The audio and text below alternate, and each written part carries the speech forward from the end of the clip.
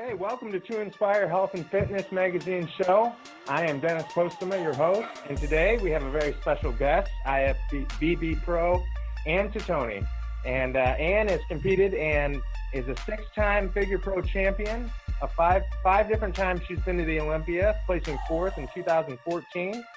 Currently, now that you're retired or retired from that aspect, she's co-owner of The Dungeon. She does personal training and helps people do posings for their presentations. And now you currently are an IFBB judge and an MPC judge. Welcome, Ann. We are so excited to have you here. It's a big honor. Thank you. Thank you very much. Again, I'm truly honored that you have asked me to do this. Yeah. Well, we are very excited to have you here. So obviously you've been one of the neatest things, figuring out your story and going through it. I have a book on stories of perseverance, and I've been through a lot of health issues. You've been through a lot of issues due to things that have happened in your life. But what we want to start with is let's hear your story. How did you get from never working out, as far as not being into fitness, and where you started at 17, how your life changed? Can we start there and kind of go into the process? Sure, and you may have to interrupt me because once I get on a roll, I just go. So if you have to interrupt me, please feel free. No problem, no problem. I was 17 years old, and I played basketball, if you want to call it that, in high school. I wasn't any good. And a week before our very first game, I was actually in a head-on collision car accident. This car accident was extremely life-threatening. Again, it was a head-on collision. I was on my way to school, and I don't really remember anything that happened. And that's not for lack of trying. I went to several hypnotists and therapists to try to draw back that memory, but apparently your mind just kind of shuts down traumatic things. And so I don't remember anything. I remember the night before, my dad yelled at me because I didn't have a radio in my car, so I put one of those little box radios. Okay. And his exact words to me were, "Anne Marie, if you don't take that out of your car, and if you ever get into a car accident, it could hit you and hurt you."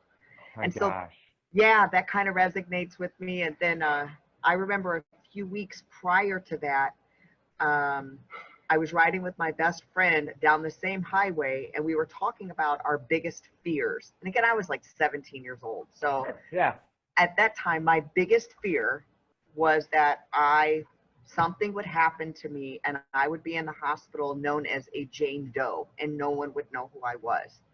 And initially, after the accident, when I was flown to St. Louis University, my prescriptions were Jane Doe. Oh my goodness. So it's things like that really resonate with me. That scary during reflection, isn't it? Yeah. Exactly. Yeah, it's just kind of weird how that comes about. But so I was in a car accident. In this car accident, I had a compound fractured femur bone, so it came up and out of my hip. I dislocated one side of my hip. I fractured the other. I broke several ribs, one of which punctured my lung. I had a lacerated spleen. One side of my jaw was broke. The other side was dislocated. So there was a lot of things. I was in a coma. Oh my gosh. I was in a accident-induced coma, but then because my injuries were so bad, there was a point that they actually kept me under. They kept me in a medical coma. So it was a total of about 2 weeks. Okay, 2 weeks. Okay, wow. I came out of the coma and did rehabilitation and physical therapy. I had to learn to put, just shapes together. Occupational therapy, I did physical therapy. And I will tell you this, that physical therapists don't get enough acknowledgement. Okay. To this day, I don't remember what her last name was, but her first name was Vicky, and the encouragement that she gave to me was amazing, and motivating and absolutely. So I feel like physical therapists don't get enough recognition for the work that they do in You're people's probably lives. right. That's probably a really good point. At what point, I mean, that's a great point, and that's you always want to give credit to those people who changed your life. Absolutely. You never know when an angel's coming along and what form. Amen. And because they told your parents, right, that, you know, if you survive, which was unlikely, Right. it wasn't going to be, what exactly did they tell you? Well, so I was arch helicoptered. They had to use the jaws of life. I don't know if you know what that is, but Absolutely. they go and they rip off the top of your car and pull you out. And I was arch helicoptered to St. Louis University. After being there for a few hours, they had the priest come in and gather my parents and tell them that their daughter wasn't going to make it through the night. And if she did, you know, I played basketball, so I wasn't going to play basketball anymore, you know, that I would have to have a lot of assistance in anything that I did because of the brain trauma. There was a lot of swelling on my brain, apparently, because when you have that much of an impact, your brain just sits in water. So when it slushes forward and it gets such an impact like that, that's where a lot of the damage could come from. But my parents have very great faith. Yeah. My mom, you know, spent many, many, many hours, I'm sure, in prayer and solitude. And it wasn't my time to go. Yeah. I'm here for a reason. So. Yeah, different plans. That's great. Absolutely. Good for you. Yeah. What point do you remember during your physical therapy? What part do you remember? Like, what's your first memory, I guess, after waking up? Oh, you know, starting into that process. It's just bits and pieces. You know, I can remember. I know I was in a wheelchair bound, and here's another odd thing. My parents built a house my junior year of high school. Okay. They built a house based on them getting old and being in a wheelchair when they get older. Oh my gosh. And a year after their house is built, their daughter comes home in a wheelchair at the age of 17. So, you know, I just remember just trying to get up from the chair, just the, you know, the flexibility things, the activities that we would do.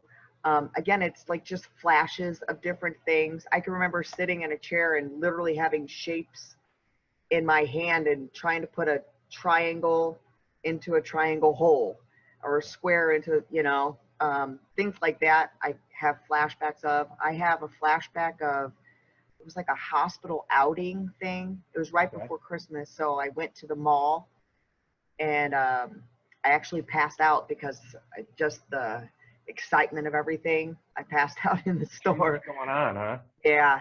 So I remember that. And I can vaguely remember people coming and seeing me. So, and I was a Bulls fan, so I can kind of remember waking up. My mom played the Bulls in the hospital room for me. She played it just continually. And I was a big Michael Jordan fan. So I owned like every pair of tennis shoes that he had.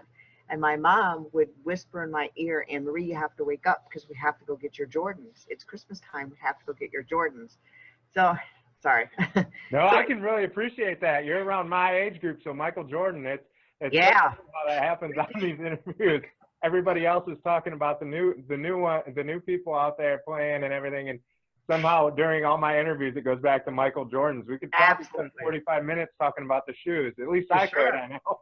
For sure. I mean, and the shoes are great now, but they ain't got nothing back in the day. So. That's right. Yeah, exactly. So special. That was, you know, back when shoes, they didn't have a lot of endorsement deals and whatnot. Right. Yeah. So how did you go from going through all of that? I mean, what are next steps to, what's the turning point for you? I mean, at such a young age going through all that. Sure. And what's the turning point for you to decide, okay, I'm going to do something big. I'm going to, you know, go into bodybuilding. I'm going to, where's the turning point? Sure. Well, I met my husband and he was, you know, close to 300 pounds, single digit body fat, you know, this, wow. He was huge, you know, and I come from the country. And so you just didn't have people like that there, you know, right. Just walking around. Right. Yeah. And he's a little bit older than me. And we got to talking and we started dating, and he was an avid gym person. I was in just decent shape because I was young. Right, sure. and I had a pretty good metabolism. So I kind of was inspired to start working out when I met him. And I went to New Lady Fitness. That was my first gym membership, and had the pink circuit training thing. Okay. And then he was a member at a gym called World's Gym here in St. Louis, and it was like the bodybuilder gym. Right. So I would go with him, and I'd take the weight off, and be a little eye candy or what have you, I guess. And then I just kind of I didn't really take it serious, Right. but it was something that we could do together as a couple. And about the age of, I guess, well, we got married, and a few years after getting married, we bought a house, and I had a full-time job, and I could give you every excuse in the world like they usually do. And going to the gym was not a priority for me. Okay. So food was. So I ate, and I gained quite a bit of, not a lot, but out of my comfort zone, I guess. And so, and we're now at the age where the metabolism that was always there exactly starts to diminish, right? That's right. Wait a minute, where'd that go? Yeah. Exactly. Yeah. And I had a friend that was a IFBB fitness pro. If you're familiar with fitness, they do like the backflips and the cartwheels and the this and the that. But she was built the way I was when I was competing, because it's similar body styles. They just do the cool stuff with it. And she was a good friend of mine. Her husband owned a powerhouse gym, and Jack and I were members of the gym. He went more so than I did, but Right. We had a Christmas party, and I was like, man, Angie, the Arnold Classic was coming up. So this was in December, and I was like, man, Angie, I just can't get motivated to get back in the gym. What am I going to do? And she's like, do a photo shoot with me and Arnold in Ohio at the Arnold Classic. And I was like, what? Here's this girl with all these muscles, and she's really lean. And I'm like, well, that's motivation. Yeah, exactly. So I went to my husband, and I was like, can you write me a diet? Because I really want to do this. I really want to do this photo shoot with her. So we did. And so for, 3 months, I ate not a cheat, nothing. I followed exactly what he said. I went to the gym every day. I did my cardio just like I was supposed to. And just my body was, though it didn't have that metabolism like it did before, it responded very well to, the consistency. And we go to the Arnold. We never did the photo shoot, but I saw all these muscle people that, it was beautiful. I think that muscular physiques, I think it's beautiful. Yeah. And it was really, inspiring. It was really motivational. And she had said to me after she competed, she's like, you should try to compete. And I was like, I don't know, really? She's like, yeah, you should do it. So for 3 more months, we trained to get ready for the show. Jack was familiar with competing because he had competed when he was younger. Okay. So he trained me, and he did my diet. And we tried to find a small show because I didn't want to do it in front of people I knew. I didn't want to do it in front of my friends and family. I kept it on the lowdown, Kind of baby stepping into it. Yes. Right. So this show was in Indiana. I thought, you know what? This is great. It's a different states away. I don't know anybody there. We're just going to do it. It's going to be a small little show. It wound up being a regional show. So it was all states that surrounded Indiana that could come to the show. And, but it was good because I actually got third, which was pretty good. Another step in the inspiration block right there. Exactly. And that just really puts a fire in your belly to do better, and I was like, maybe I might be pretty good at this. Let's see where we can go with it. So then I did another show like a month later, and then another one a month later. And then it just kind of went from there. Wow. That's amazing. That's so awesome to go. Like, what a cycle of, you think about the people falling in place that have changed your life, even not doing the photo shoot, and then, meeting your husband, getting married, all those things, and everything, all the ducks being in the row, it all lines up. Yeah, exactly. What would you say to somebody who has went through similar tragedies? What kind of wisdom would you give them to get to overcome and to get where you are, and what really kept you motivated during the rough times? You know, I had such a great support system. I'm daddy's girl. I'm the only girl. I'm the oldest. I'm daddy's girl, and my mom is my best friend. Okay. So no matter what choice I ever made in life, my parents always supported me.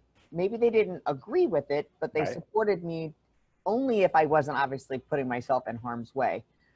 So I had family support. I couldn't have asked for a better coach. Though we had a hard time because, I mean, we were married, and, you know, I'm supposed to be hot. I'm supposed to be the apple of your eye, blah, blah, blah. And here we are married. And I feel like if I walked around showing too much skin, he was like evaluating me, you know? So I'm like, what are you looking at? Just Yeah. say it. So the support system is a big, big motivational thing, but, you know, it's just a personal thing. You know, I think you come to a point in your life where you're just fed up, Yeah. you know, and for all the reasons that you shouldn't be able to do something, you do. Yeah. You do it, you know. And I think that was really the biggest thing. It was my own, just Yeah. believing in myself. I'm sorry. Oh no, that's funny. I was making sure it wasn't my dog. What would you say as far as that guy? I mean, what does what does a workout look like when you're competing for the Olympia? I've seen some of your videos, very intense online. What is, okay, so what's a day look like for Ann when you're competing or getting ready for the Olympia or an event?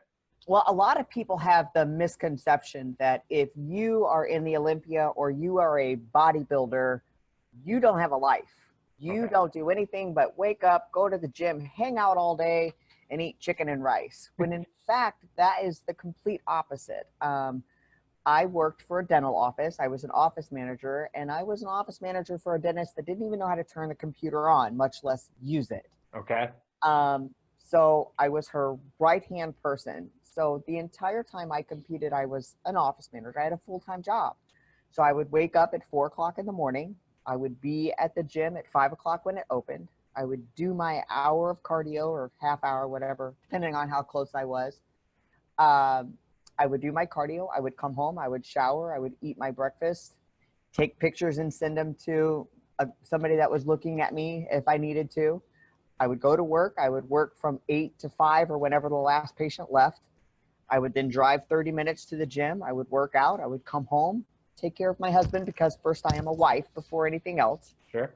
You know, I would spend time with my husband, and I have a small zoo. So I would visit with my animals, prepare for the next day, go to sleep, do it all again the next day.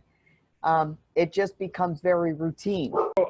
So the good thing about what you just explained about going through like the your day to day is so many people trying to get, you know, lose weight, trying to get fit, trying to get into bodybuilding, whatever it may be. We all make those excuses, and it's Yes. very easy to make those excuses. Yes. What I love about what you just said is I didn't make the excuse. I didn't say I was going to not be a good wife. I didn't say I was going to not take care of my animals. I didn't say it wasn't going to work. I said, well, if I want to do this, here's what I have to do, and here's what my day looks like. Exactly. And that is honestly what it is. I mean, it's a priority. It's a choice that you make. I was speaking with a coach at one point, and she was speaking to her member or her client, and she said to her client, nobody made you do this. Nobody is making you get up to do cardio. Nobody's making you eat chicken and oatmeal. Nobody's making you do this. This is your choice. Right. So don't take out anything that you're irritated with, or that you're hungry, or you're, you know, irritated in any way, out on them, because that's your support system. Right. So yes, you can either just be mad and not do it, or tired. I'll go tomorrow and put it off. But that just means that end result that you're trying to get to, it gets put out that much further too. Yeah. So not only are you messing up the end result, but also if you take out that irritability on those people, you're starting to put holes in that support system. Absolutely. And that's when things start to fall apart. Yeah. Yeah. Mm-hmm. So how much different is that now compared to, or then compared to what it is now with, I mean, I know you have a crazy schedule with judging a gym? I mean, you have tons of clients.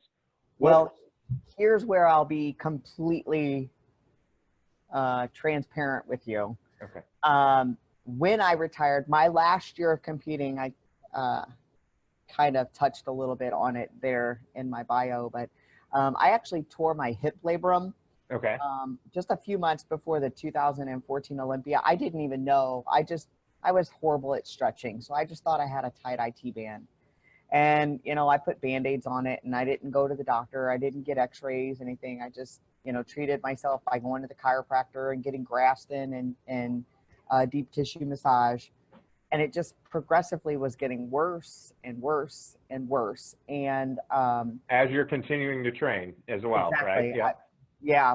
Pressing, you know, 600 pounds on a leg press, or, you know, squatting 225 pounds on a squat. You just push through it. Yeah. It had literally gotten to a point where how your body responds to pain, it's like your mind, it just shuts down. And because the pain in my leg had gotten so bad, and with the past injuries of my hips, I mean, I couldn't sleep. I had to take medication to sleep.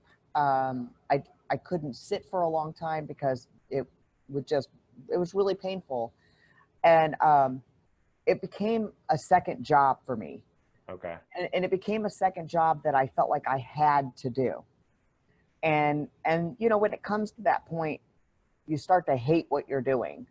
A lot of your ambition and your love for what you're doing goes away, and that's what it was. That's exactly what it was. So that last year was like, oh, I have to go to the gym. Oh, I have to eat chicken and rice.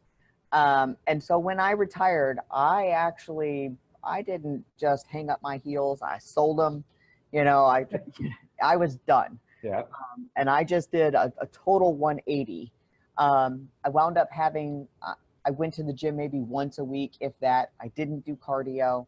I ate the millions of things that I didn't eat for 8 years. Yeah.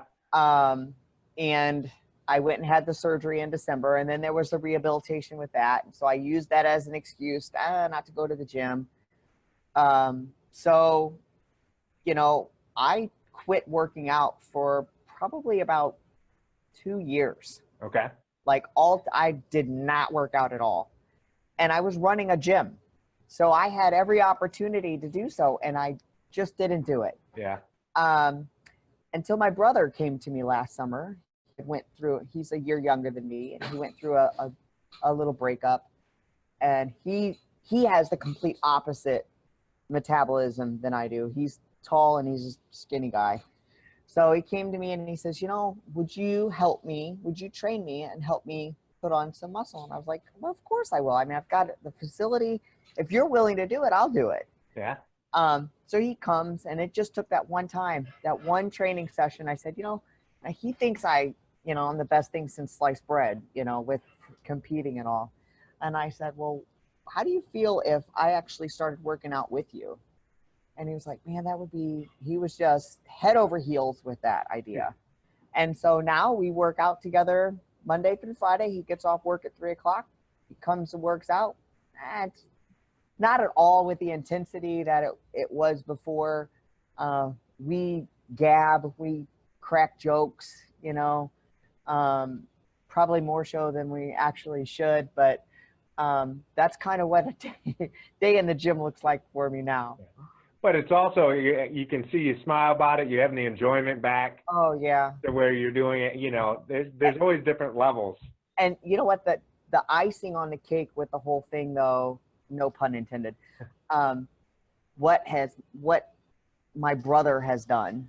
I mean, he went from not being able to put any weight on a leg press to being able to put 10 plates on each side, 450 pounds, almost 500 pounds, doing sets of 10. Wow. And to hear other people say, wow, Trav, you've been working out, because he's, got such development since he's been training over the last year, and just his own self-conscious, or his own confidence is, I mean, that's it in a nutshell for me. Yeah, that's not just great for him. What that does to light you up and just get things going, and seeing that happen. Absolutely. Transformation right before your eyes is probably just, yep. It's just amazing to see. Definitely. Wow, that's excellent.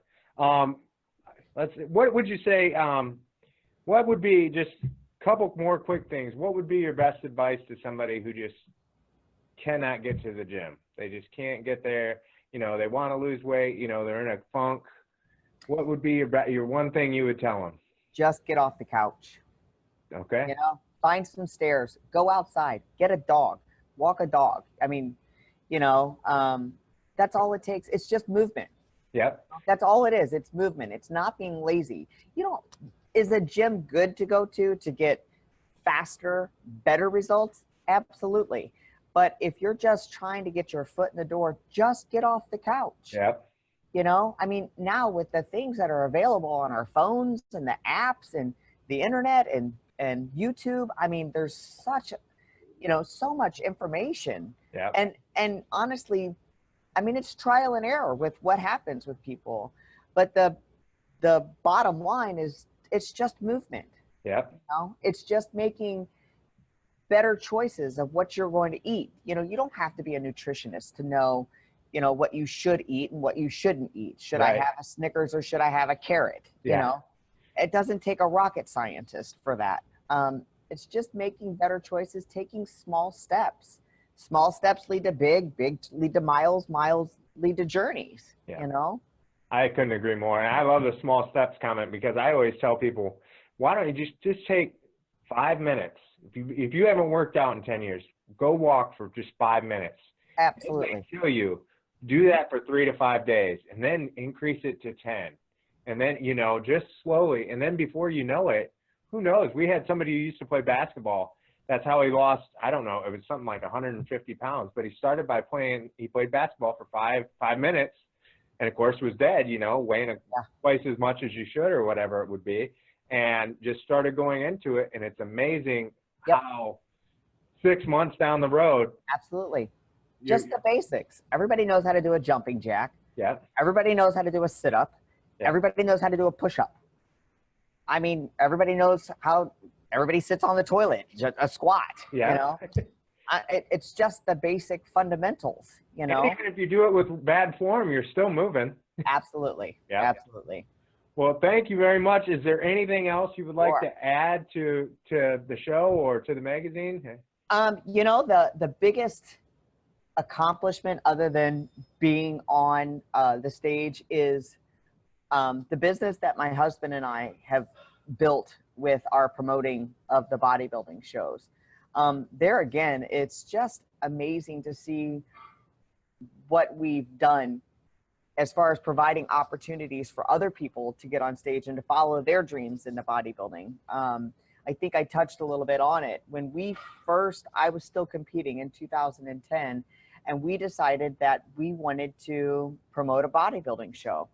Our first bodybuilding show that we ever did was not a national qualifier. It was for new people only.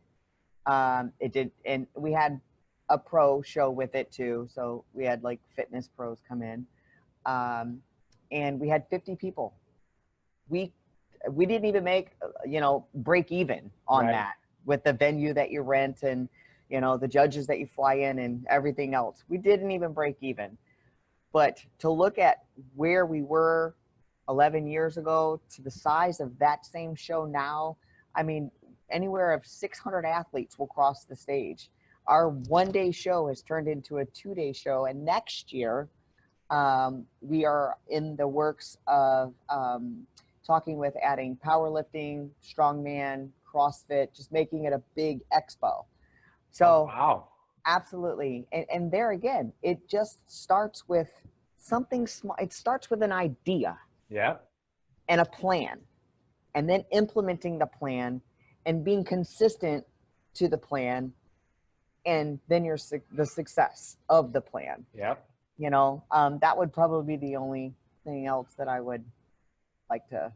That's excellent. That's good. That's good to hear. And still sticking with something that you have love and passion for. Absolutely. Continuing to grow. What's the best way for people to get a hold of you if they want to talk to you? I'm on Facebook. I like to keep things simple, stupid, for obvious reasons. It's just Ann Titone. My Instagram is just IFBB Ann Titone. My email is just antitone@aol.com. Gmail is antitone@gmail.com. Very simple, stupid. So. And antitone.com is your actual site, right? Yes, it is. Yes, it is. And so they can find you there. Yes. Well, we thank you very, very much, Ann. It's been a pleasure to have you here.